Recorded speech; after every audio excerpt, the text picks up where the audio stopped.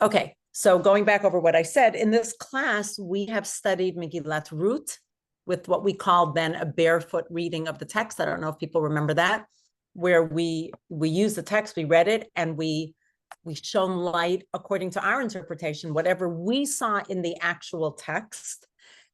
And we also learned Megillat Kohelet, which was a little more complicated, but fascinating. And we have not tackled another Megillah yet. But after learning the first half of the year from the book called Teku, which was 101 unresolved debates, we learned a bunch of them, 10 or 15 of them. And then when I was talking with my sister who was teaching about Megillat Esther, it's always been in my heart to teach Megillat Esther, but now I know why it waited until now, because the lens of anti-Semitism feels so relevant. And as soon as I heard that as a topic, I immediately was excited, sadly, but excited about the idea of seeing what motifs do we see but here it won't be only a barefoot reading of the text. Do people remember about the barefoot reading that I used that? This was a term coined by Ruth Calderon. Ruth Calderon, not anymore, but I think she was a Chaveret Knesset, one of the Knesset members in Israel. I'm not actually sure. She might still be. I don't know. Wonderful woman, a secular woman who loves Gemara, Talmud, and she's written a book, a great book, which maybe I'll teach that once. It's a wonderful interpretation of 8 different stories in the Talmud with a modern adaptation. But one of the terms she coined was a barefoot reading, which gives us all permission. Welcome, Vivian and Faye. Which gives us permission to read the text and interpret it through the words of the text. Now, I've said this before, but I want to go over it again because maybe not everybody has heard. But what is the difference between pshat and drash? I'm not trying to trip anybody up here. And I've said it before. I've quoted my granddaughter. Anybody remember? It's okay if you didn't. You're muted, Vivian. I see you saying something, but you are muted. So there you go. Go, Vivian. Yeah. The first one is just a plain interpretation, but the drash is going further to figure out why and certain different situations, and it may be much broader and a much more interesting interpretation. I'm not sure I 100% agree with the interesting, because you remember yourself that when we have interpreted the pshat, then we found it very interesting. So I want to hone what you said. Does anybody else have another suggestion for the difference between pshat and drash? Anybody? Okay. I want to, Sharon glasses on. Yes, Carol, go. I feel like the drash is gives you the context. The drash gives you context. Nice. Expands the background. Right. Which is a little bit what Vivian was saying, more interesting, more depth, gives more around it. Great. I want to give you an explanation that my granddaughter, Imbar, who is today 11, but when she was 5, and again, some of you may have heard me say this before, and I've repeated it many times because I think it's so beautiful. She was 5 and I was in Israel, and she really listens. She and I, by the way, are learning Megillat Ruth for her bat mitzvah, which is in a few months. She listens. She always listens in class. She's really a deep thinker, a thoughtful thinker. And even when she was 5, she listened when her ganenet, that's the kindergarten teacher, she was 5, explained the difference between pshat and drash. And she said, Safti, that's what they call me, pshat is when it's written in the text. Drash is when you explain the text, but it's not written in the text. And that's exactly what a midrash is. A midrash, it may give context, it may add a story. Sometimes it's something called midrash halacha, meaning we learn a halacha from it. But drash, hi Robert, welcome, is not, and hello Ronit, welcome.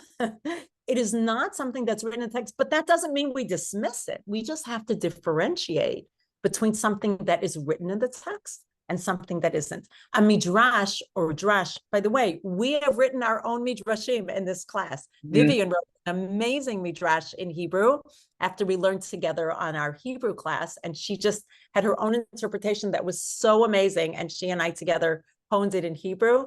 I got to publish it someday, Vivian. So a midrash, there's modern midrashim, there's ancient midrashim, there's, anywhere in the middle. Midrash almost covers everything that's not written in the pshat. But I think that was a really good way of explaining the difference. We explain the text, but it's not written in the text, but it's still really important. So what I want to say is going to be different. Sorry, that's going to be different from the way we learned Roots, which was really a barefoot reading and amazing, but it lent itself to a barefoot reading because it's a story. And Kohelet, which was both. It was both a barefoot reading as well as we brought in certain interpretations and commentaries. This is very Megillat Esther, the way I plan on learning it with you and teaching it, is actually going to include a lot of midrash as well. But we are also going to start with the text. And I do not anticipate we're going to finish this by Purim, but I feel like by Purim we'll have a good feel and we'll feel like we've been living in Persia or, for a while. And I know we felt that when we read Megillat Ruth, we felt we were in the fields, in the wheat fields, in Beit Lechem and in Moab. I hope we will get that feeling. I do want to preface and say we will be talking a lot about anti-Semitism. So obviously this is not an easy topic. Can't get away from it in the Megillah. But I don't know how many times people have actually sat and learned the Megillah from that lens, but we also can't get away from it in our lives. And we're living with it, sadly, very, very strongly. So it feels really relevant. Will it shed light on what we can do today about anti-Semitism? I don't know. But it gives us a space to talk about it and to talk about it through our text. I'm going to give a few introductory ideas today, but we will start learning the text. And I do plan, I hope, to go through, maybe not the 9th parak, which is a little boring, but I hope that we will actually go through the text. And I hope that everybody brought a text. It can be a Hebrew one, it could be an English one. I just feel that if I put the text on the screen, then I can't see your faces and I can't see when people raise their hand. So it's much better. I would much prefer, you could bring any text. It's the same text, any Tanakh you have. At the end of every Chumash Shmot, usually you'll find a Megillat Esther. I don't mind if you bring the English because we'll translate everything from Hebrew to English. Is that good for people? That's what I would request. Also, we may sometimes reference different psukim. Okay, but I want to give us a small intro. In Pirkei Avot, it says in the 4th chapter, the 20, Daled Mishnah 20, Kaf. Elisha ben Abuya Omer, Halomed Yeled Lemahu Domeh Lidiok Tuva al Niyar Chadash. Elisha ben Abuya said, one who learns as a child, to what is that compared? It is compared to ink written upon a new writing sheet. V'halomed zaken. What's going on? Sorry, who is talking? Not sure. Vivian? Okay, I'll put you on mute. And one who learns when you're older, zaken is old, but I think it means anybody who has already learned something. To what is that person compared? Lidiok tuva al niyar machuk, to ink written on an erased writing sheet. Machuk, limchok means to erase. The machak is an eraser. So what does that mean to people here when I read this Mishnah? What does that mean to you? That teaching a young person is like ink written upon a new writing sheet, but when one learns when one is older, I like older, what it's like writing on a sheet that was written on and is erased. What does that bring up for people? Remember, this isn't a test. I really want to hear your thoughts. Please unmute or raise your hand. Judy, unmute. Don't turn off your screen, just unmute. Nope, you're still muted. Got to write down how to unmute on your device. There you go. Nope, nope, nope. You muted again. You did it twice. Just do it once.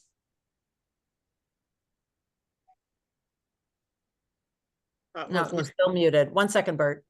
We're waiting for Judy to try to unmute.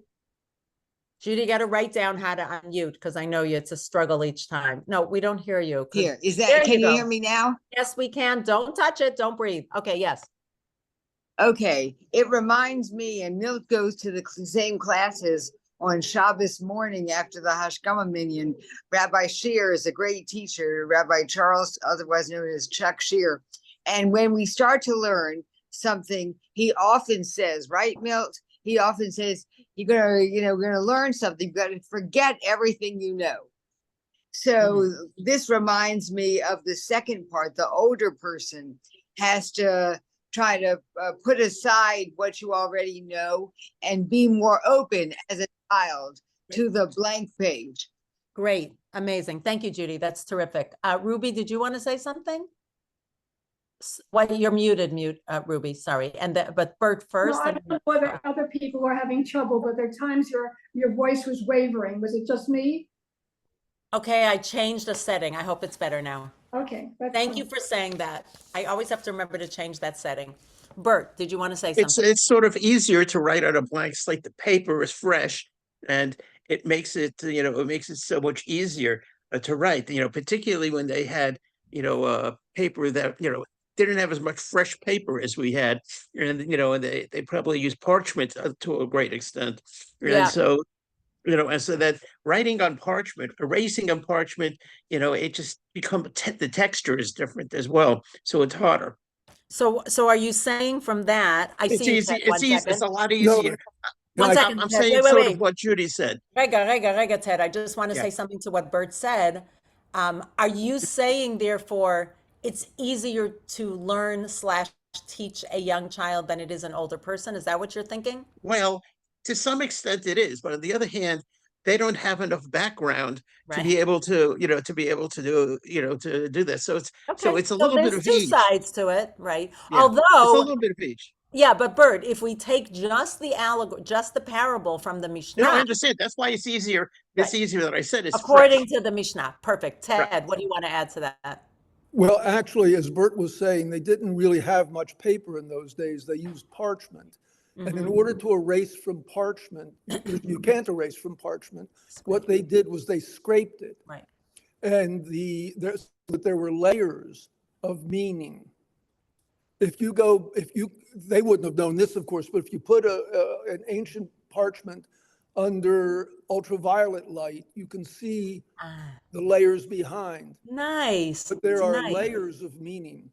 to Beautiful. a I love race that. parchment. And that reminds me of, I mean, it's not the same thing, but right, there are paintings, right? Famous paintings that were Yeah. painted over and they come on. So let's put this all together and say, what can we take from all the beautiful things that everybody said here right now? And they're all valid, they're all correct, and they're all relevant.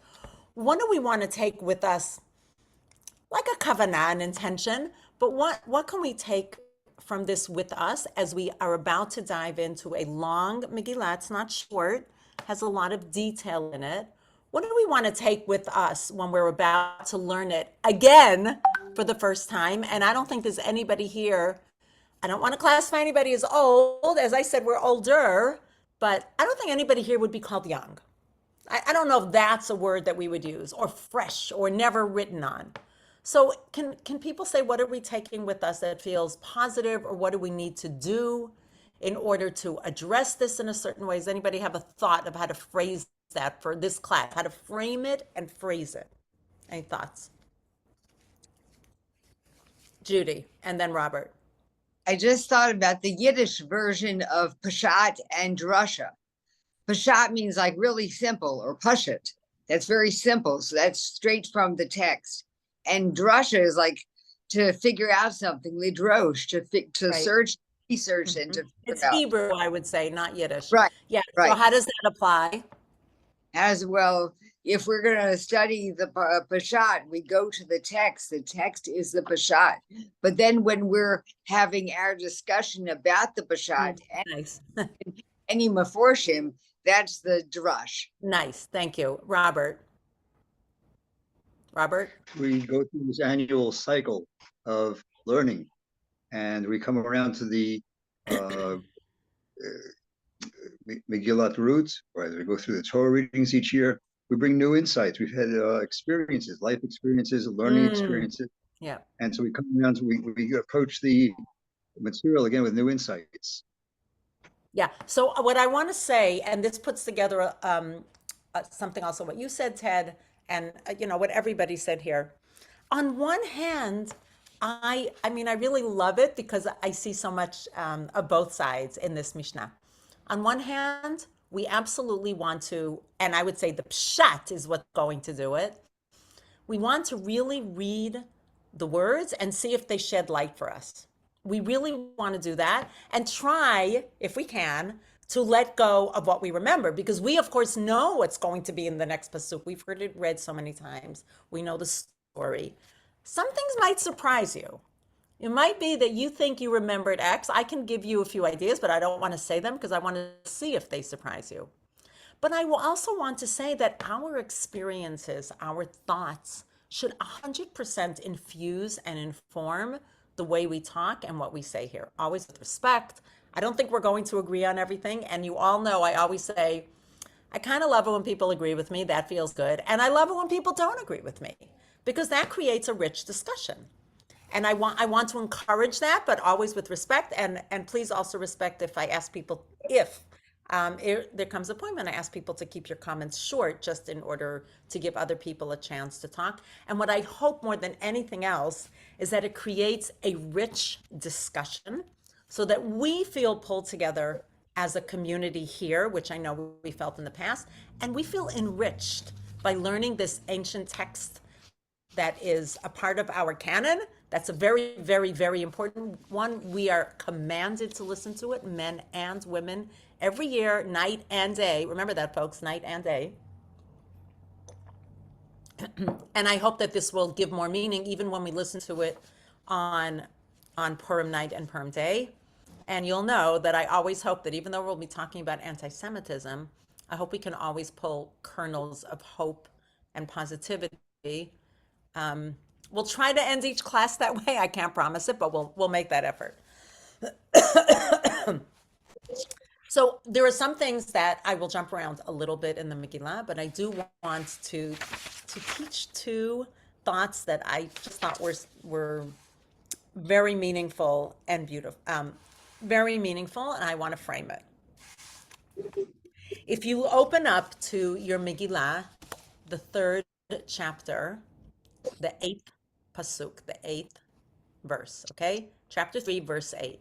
I'm going to read it while you're looking for it. As I said, I really hope you have a text with you, and we'll be going back and forth. And if you don't have one, try to get one for next time, because this will be, and it's nice. It's nice to feel text and to go back and forth. But Yomer Haman, I'm not going through the whole story. I'm just picking out two little nuggets that I wanted to share with you before we even begin. Yomer Haman lamelech Achashverosh. So this is already in the 3rd chapter. Remember, Haman doesn't appear till the 3rd chapter. Yeshno am echad. There is one nation. Mefuzar umeforad bein ha'amim. Scattered and dispersed among the other peoples. Bechol medinot malchutecha. They're in all the provinces of your realm. V'datehem shonot mikolam. And their dat, you could say religion or laws, it's the same in this case, are different from those of any other people. Be'et datei hamelech einam osim. And they do not follow the king's laws. Now that, I don't know if that's true. I think Mordechai and Esther were super loyal. They were always looking out for the king's benefit. They absolutely followed the king's law. But this is what Haman said. I'm just giving you a small taste. We're going to get to it again when we get to chapter 3. V'lamelech ein shoveh lachnicham. You, your majesty, you have no interest in tolerating them or having them here.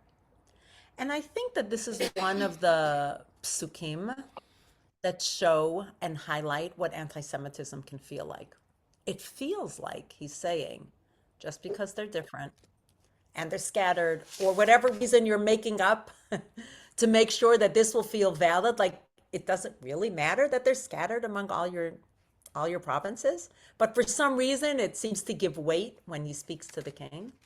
And it does feel like Haman does not want the Jews around just because the Jews are different and are Jews. And now I want you to turn, please, to chapter 8, verse 1. Chet. Perek Chet Pasuk Aleph. So this is towards the end of the Megillah.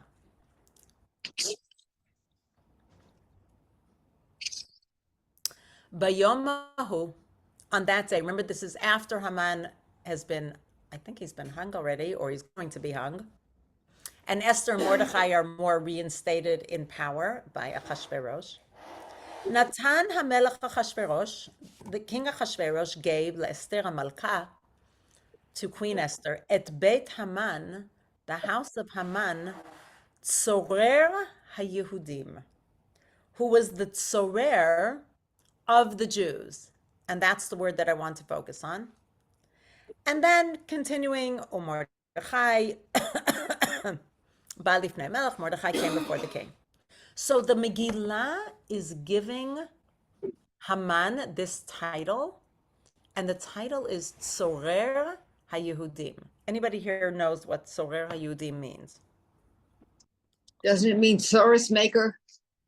Could mean Saras maker, Tzara, Right. which is a trouble, a deep trouble, Right. calamity, or Tsar, which means narrow, like we learned that about Mitzrayim. Any other thoughts? Vivian. Sureh or Moreh. So, No, that's with a samach. yeah. Oh, it's a different spelling. Sorer or more. I mean, there is a similarity between samach and tzaddik. That's true, and that actually goes with sorer. There is a similarity. I think they might interchange, especially in Aramaic. Yeah, ben sorer is somebody who, but so it's similar. Creates trouble. Similar. Yep. Well, in those days, very often the kings would say that they were appointed by God and they're God's representative in the earth, and the Jews could not accept that concept. No, that I'm fine with that. Although please hold that thought because we're going to use it. But I'm specifically asking, Haman Tzorer HaYehudim. What does that mean? I don't know. Does that mean this is the first thing of anti-Semite? I have no idea what the word origin is, but if what are you did it could be is an anti-Semite. I don't know the Why word are origin. you saying that? Well, that's what I'm asking. Do we know what the word means? Obviously, we can have English translations. That'll help. No, I don't have the English translation in front of me. I know the Megillah by heart. I've read it too many Well, if times. you know the Megillah by heart and you can go in your head and say, Parakeh Pasuk Vav, I'm impressed. Well, But- that I can't do. But if you start me with the pasuk, I can continue.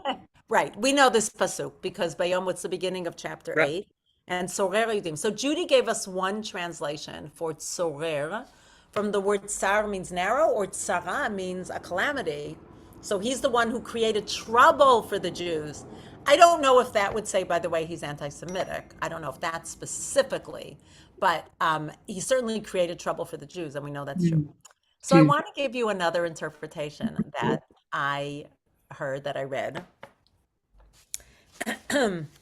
If you look at, we just read a few weeks ago in Bereshit, chapter 42, verse 35. You don't have to look it up. I'll read it to you. This has to do with when Yosef sends, remember he put money into Binyamin's sack. Everybody remember that story? Yes. And then he accuses, I don't know where the balloons come from. I apologize. People who saw the balloons coming up, I didn't tell it to do balloons.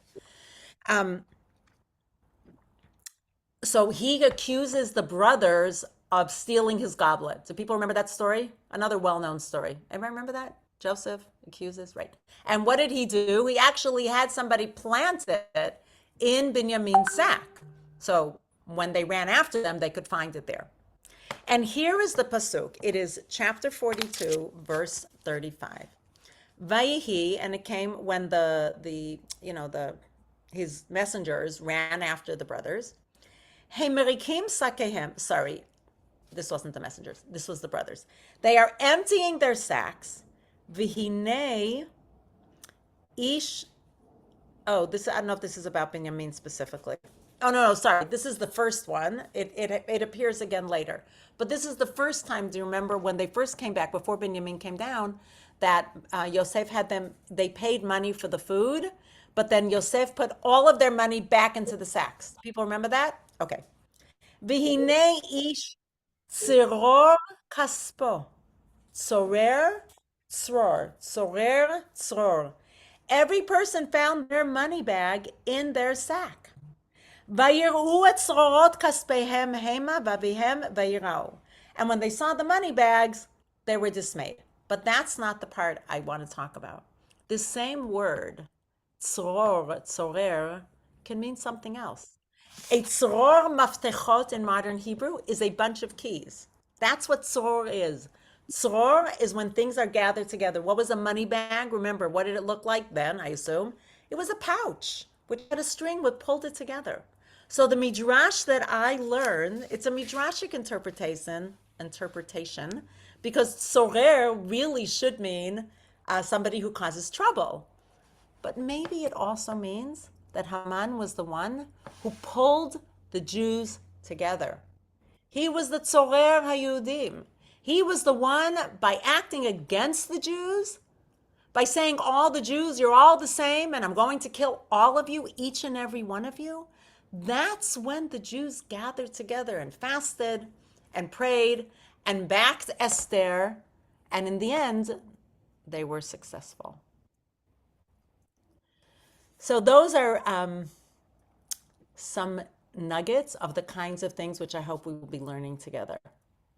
There are different ways to learn it. So maybe that is sadly what anti-Semitism often does to us as a nation. Very sadly, it ends up pulling us together. Any thoughts about that? That just happened.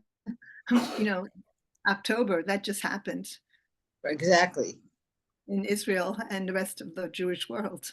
Mm-hmm. And I hope. We don't know if it's going to last. That's the problem. Right, of course. But right now, we're united in that. Yeah, thank you. Thank you for voicing that, Carol. That is what I was referring to. Okay. I want to tell you about two other Megillot that we will, well, one of them I just want to tell you about. I don't know that we'll be using it. I don't have the text from it. But the other one is one that actually has a lot of midrashim that reflect on anti-Semitism that we'll see in the Megillah.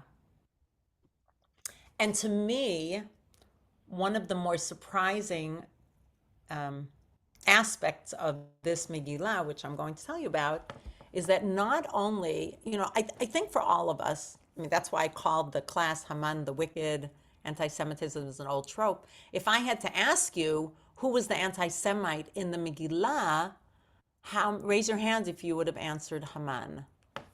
If you would answer, oh, my husband is raising his hand on the couch. And it's okay. You don't have to agree, but I would say, one second. Did you have a question? No. So most people would say Haman. He is the main adversary, villain. He's the main villain in the story. So it turns out that through this Megillah, which I'm about to tell you about, which I'd never heard of before, that's one of the most beautiful things about teaching, is you get to learn a lot. You don't get to teach everything that you learn, but I learned so many things that I did not know before, even though I also read the Megillah. Not only that, I laned the Megillah many times. That's my voice under the Jofa app. I laned that Megillah so much that it was recorded and people learned from it how to lane the Megillah. That's how much I've laned it many, many, many times. Believe me, it took hours to do it well enough for it to be recorded. But I don't know if I would have found another clear villain.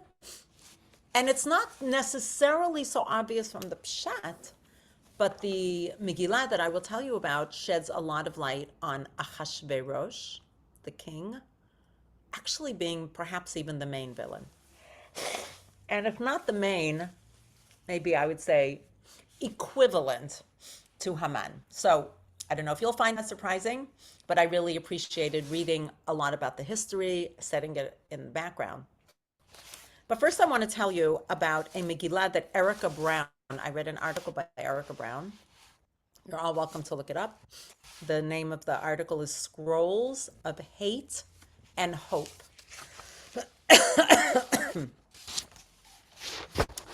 She wrote about this in 2020. She wrote about how her own mother and grandparents survived the Holocaust. And when she was growing up, she resented how often they seemed to read anti-Semitism into what seemed to her to be innocuous exchanges. And their response was always, they will always hate us. That's what they warned her. She says she naively dismissed their anxiety as paranoia and questioned their capacity to move beyond their own pain. Now, what's so interesting is that she wrote this in 2020 and it feels like she could have written it yesterday. And again, you're welcome to look up this article, Scrolls of Hate and Hope. She says anti-Semitism is not a thing of the past. It is a constant, vicious drumbeat, and it's only getting louder.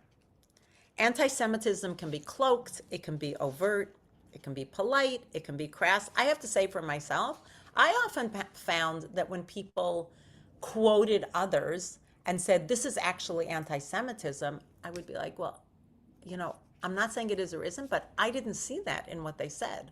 Or saying anti-Zionism is really anti-Semitism, or couching things in a way that felt more like taking a zoom out and seeing it as simple anti-Semitism, which is covered over with maybe nicer words, or shifting it in a way that until I heard people reread the words, it wasn't always obvious to me. The recent rise, as she says, in anti-Semitic violence, again in 2020, should force us to reevaluate not only the way non-Jews regard Jews, but also the way Jews have come to see ourselves through the eyes of those who hate us. Now, she says, and I haven't seen this, have people here been in the U.S. Holocaust Memorial Museum in Washington, D.C.? Yeah. Yes. Has anybody here seen, thank you, anybody here seen a scroll of Hitler, Megillat Hitler? Right, not a commonly known artifact, right? I mean, obviously, if I ever get there or when I get there, I will look for this. Megillat Hitler, that's what it's called in Hebrew. Megillah, right? Like scroll, like Megillat Esther, Megillat Echa. It was written by Prosper Hassin, a scribe from Casablanca. There's a copy of the scroll on display at Yad Vashem that we're also familiar with. This copy was once owned by the Corcus family who fled to Casablanca from Florence in 1939, who were hoping to escape the fate of other European Jews. And it is modeled after Megillat Esther. It is modeled after our Megillah that we're about to learn. I mean, I hope, maybe if I look, I'll be able to find the language, you know, the text of the scroll of Hitler. I didn't see it. She quotes a little bit of it. I thought that was fascinating. Then I could send it to the group. I'm not saying we need to learn the scroll of Hitler, but I thought it was just so interesting because so many people are comparing what's happening nowadays to the Holocaust. And, you know, I can't even tell you the things that I've been reading or hearing that I don't want to go into something I saw yesterday that was just really upsetting. But I would say the last time we have felt on such a mass scale this overt anti-Semitism and action against Jews was during the Holocaust, unless somebody here disagrees with me. So it was just interesting to me to read about the scroll of Hitler, Megillat Hitler, which was patterned after Megillat Esther. So according to this, the biblical story of Megillat Esther has its own Hitler. Again, I think these are the themes I want to look at as we go through the Megillah. Who is the villain? Is it Hitler? Is it Haman? And they both start with the Ha, which is interesting. Is it Achashverosh? Is it both of them? Maybe there's even a third villain. Hint, hint. So you can look for that as well. We will look for that as well together. So we had a Haman, which is like the Hitler. And it is hard to ignore the implicit anti-Semitism in the Esther story. We're going to be looking for those nuggets. Anybody here know when it took place? Megillat Esther, when the story of Purim? Anybody know when it happened? Between 400 and 300 BC. Well done. Who said that? Nice job. Nice job, Marvin. Yes. She says approximately 5th century BC, which is close, but you're saying more like 4th century. Is that true? Did I get the math right? That always confuses me. We're No, between it's 4 and 3. about that time, right? Just before, because it goes backwards when you count Yeah, it. it's with Xerxes. Yeah, yeah. Oh, yeah. Xerxes. That's how you say Ahasuerus. Well, they think Ahasuerus was actually Xerxes. Right. So I'm going to tell you about that as well. There's so much that I really want to share here, and I'm glad that it's not a one-off, but it's a class so that we have time to set it in history and understand it from different points of view. So it is referenced that same pasuk that I told you that Haman comes to Ahasuerus and says we got to get rid of these people, and really creating. I mean, it really hurt my heart when I realized how this. I wouldn't call it. It's not false news, of course, that the Jews were scattered on the 127 provinces. But why did Haman need to say that? It's as if he was saying, you see how bad they are? They're all scattered. And maybe if we had only been in one province, he would have said, you see, they're all in one province. They're going to rise up against you, right? Using whatever the current facts are in a skewed way so that it will seem like the Jews have some methodology, motive, to do something negative. Haman targeted Jews. Okay, again, that's what we spoke about before. Not because we were dangerous. He had no proof that we were dangerous, because we weren't, but solely because we were different. And that lie that we didn't obey the king's laws was really you can't even justify it, because how loyal. Remember, Mordecai was the one who saved the king's life when he overheard Bigtan and Teresh plotting to assassinate the king. Does that sound like somebody who's not obeying the king's laws? Okay. Question. Yes, Judy. Yes, earlier when we learned about the pasuk about not obeying the king's laws, didn't it say that they didn't do the dot? Their dot was No. They said that tehem shonim. Now, it's true that Jews have a different religion, but that doesn't mean that they're negating the king's laws. It's a way of, I don't know how to say it. Somebody have a good way to put this in a turn of phrase. When you use the facts, but you twist the meaning so that you can't exactly argue it, right? You can't argue that tehem shonot. It's true. Jews do have different laws, but these different laws did not mean that they bumped up against the king's laws. I mean, go on, Judy, what?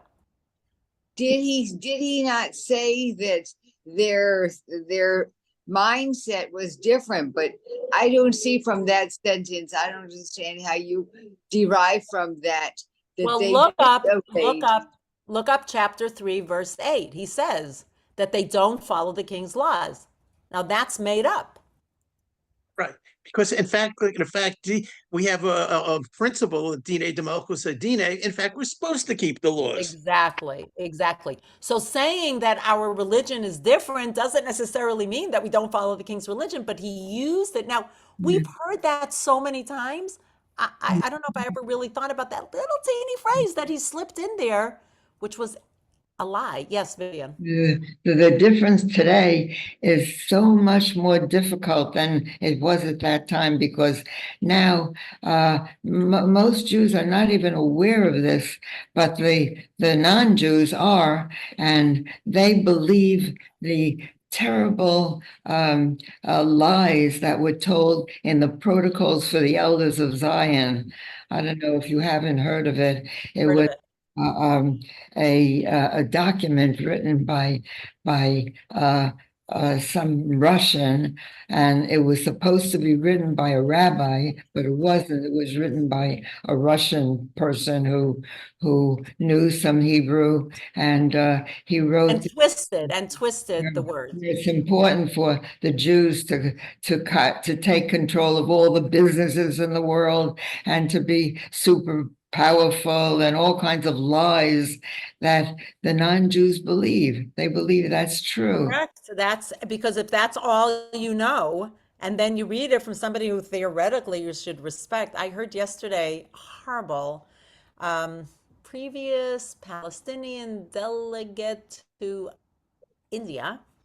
And he said, the Jews obviously brought the Holocaust on themselves. They obviously did awful things to Germany, and they brought it on themselves, and they're bringing on themselves another one. Like that's completely made up. Yeah. But when somebody listens, right? Okay. So And we're seeing those roots that in thing the is Megillah. it. And thank you. And then she wrote, Erica Brown, Haman's speech to Ahasuerus reminds her of Theodore Herzl's words in A Solution to the Jewish Question. In the late 1800s, Herzl could not understand why, despite their noteworthy contributions to society, Jews were continually branded outsiders. So here's a quote from Herzl. In vain we are loyal patriots, right? Mordechai and Esther were loyal patriots. In vain. In some places, our loyalty even running to extremes. In vain do we make the same sacrifices of life and property as our fellow citizens. In vain do we strive to increase the fame of our native land in science and art, or her wealth by trade and commerce. In countries where we have lived for centuries, we are still cried down as strangers, Yeah. which feels Yeah. what's happening And in another issue is that America. Jews were not allowed to have the weapons to defend themselves. They could not defend themselves. They were not allowed to have those weapons that were necessary to defend themselves. So they were and very easy prey for anyone who wanted to kill them. Thank Having you. Yep. important. And today we do have the weapons, but now we're also fighting a very different battle, which is the social media battle. And we Yeah. have to weaponize ourselves against that as well. I heard a comedian actually who said, he was very funny, but he said, what's with all these protests? Don't those people work? Don't they have jobs? Do they get PTO, paid, what did he call it? Paid, no, PDO, paid demonstration time off or something? How did they do it? You know, somebody said, we need to make noise. I'm thinking, we're at work, we're doing other things, we're living our lives. We don't have enough extra people who have just time to go out. And it's true. I mean, that's also true. I don't know how they get so many people on their side, but that's a whole other thing. Okay. In his commentary on Esther, Bible scholar Michael Fox noted, every year at Purim, when I hear Megillat Esther read in the synagogue, I know that it is true, whatever the historical accuracy of its details. I relive its truth and know its actuality, but almost without any effort, I feel something of the anxiety that seized the Jews of Persia upon learning of Haman's threat to their lives, and I join in their exhilaration. Yeah, at their deliverance, except I do not think theirs, but mine. And I feel like this year, when we hear Megillat Esther, when we read it, that's what we're going to be feeling. We're going to be feeling this is what's happening to us today, and we're waiting for Hashem to save us. And we're waiting for who? I mean, we already have so many chayalim. We're putting their lives in danger, and so many people who were sacrificed, and we don't know how many more will be. And it's so hard and so scary. And we know that we're living with attacks on Jews, which feel, you know, unprecedented, unmotivated, except by hatred and anti-Semitism. Just finishing with a couple more thoughts that she used here, that Hassin, the one who wrote this Megillat Hitler, which, by the way, she said at Yad Vashem, the Megillat Hitler is rolled together with a Megillat Esther. Yeah. Yeah. It's an illustration of how the same evil emerges in every generation. Now it feels like we could have a Megillat HaShabbat HaShchora, the Black Shabbat, which is what it's often called in Israel right now, of October 7th. But we also combine them, she says, in maybe in order to symbolize the fervent Jewish wish for Esther's happy ending. We all are waiting and hoping for a salvation of some kind. And that has happened. In 1942, the Jews of North Africa temporarily enjoyed a similar happy ending. I think people in America have felt until now, perhaps, that we have a safe haven to live in, where there's democracy and respect for all religion, and we haven't done anything. And in Israel, so many of us are proud and feel safe, and the Jewish nation to have a place for Jews to live without worry and trying to live in peace. Hassin in Megillat Hitler, I'm just muting somebody. There's some noise in the background, but I don't know who that is. All right, if I hear it again. He used lines from the Book of Esther to describe this history. November 1942 was the month he wrote that turned from sorrow to gladness, and in which the Jews had like gladness, joy, and honor. So he used that for November 1942, when the end of the war. And remember, we say Baruch Mordechai Aror Haman when we sing Shoshanat Yaakov. Blessed be Mordechai, cursed be Haman. He wrote, "Blessed be Roosevelt and Churchill, cursed be Hitler and Mussolini." So I'll just finish with her words at the end. Anti-Semitism is a persistent Jewish concern, but it's not really a Jewish problem. It's a disease of those who greet difference with violence. It can never, therefore, be eliminated by Jews.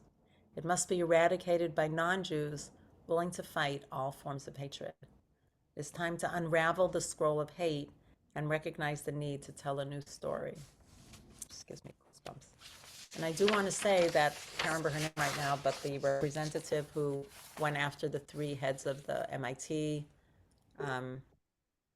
Harvard, and Princeton? No, Cornell? The three heads of the Ivy League colleges.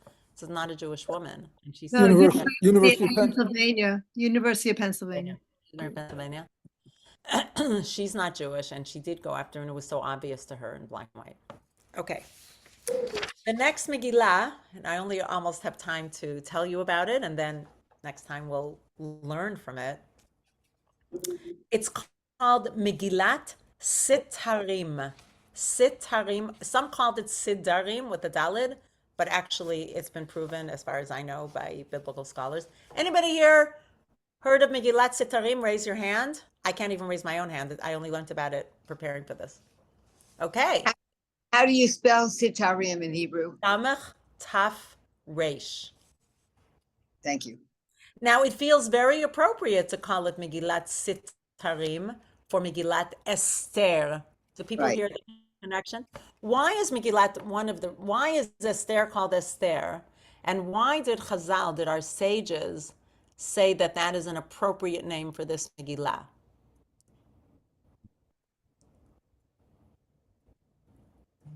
Anybody know? Okay, I can't raise my hand and you can't see my face, so. Hi, Faye.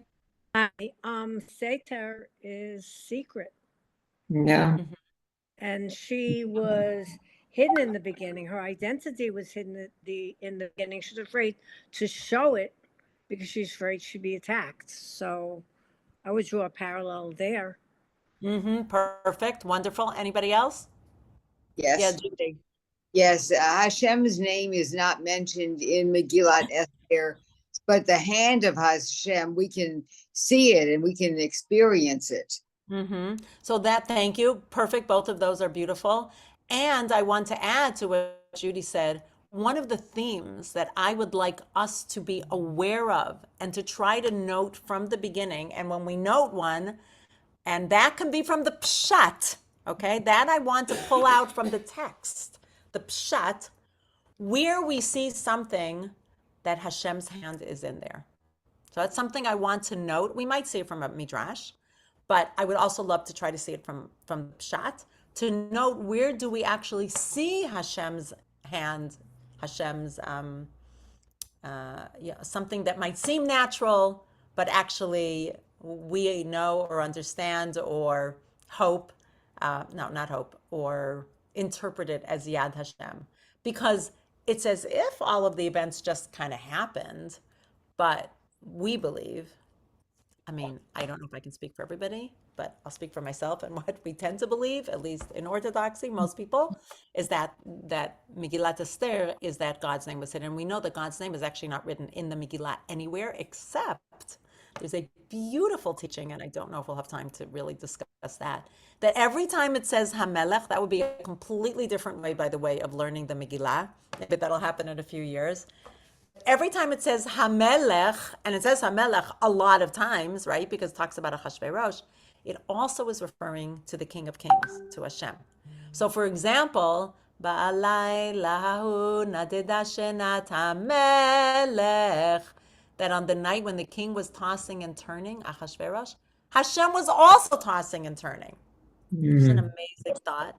But literally throughout the whole Megillah, by the way, there are Megillot that are written in Hamelech, that the top of each column starts with the word Hamelech, except for the first one, because the first word in the Megillah is not Hamelech.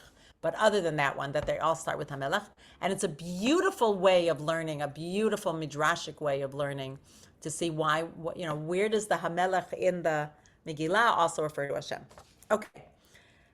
I don't even know if I have time to tell you about Megillat Sitarim. Yes, Milton. I have a scroll for the Megillah, and in that scroll, there are at least 3 places where Yud Kei Vav Kei is bolded. It's bolded. You can show it to us next time, okay? That's beautiful. So that's another way of saying that Hashem's name is hidden. Beautiful.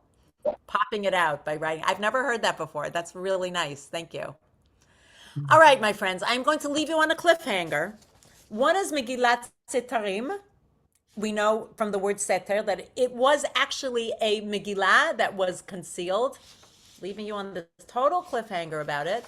And then what we'll do is next time, Bezrat Hashem, we'll start learning Perek Aleph, according to the Pshat. We'll always read the Pshat, and if people have something to say, great. Or if I have something to say. But we'll also learn it through the eyes and the lens of Megillat Sitarim, which also sets it in history. And I've been listening to a really wonderful, I guess it's a podcast, I don't know, or a series of shiurim, where the person who wrote it, who recorded it, he taught about it and taught about Megillat Esther from the point of view of anti-Semitism. Not now, not lately. It was an older one, and used a lot of Megillat Sitarim. So I'm looking forward to doing that.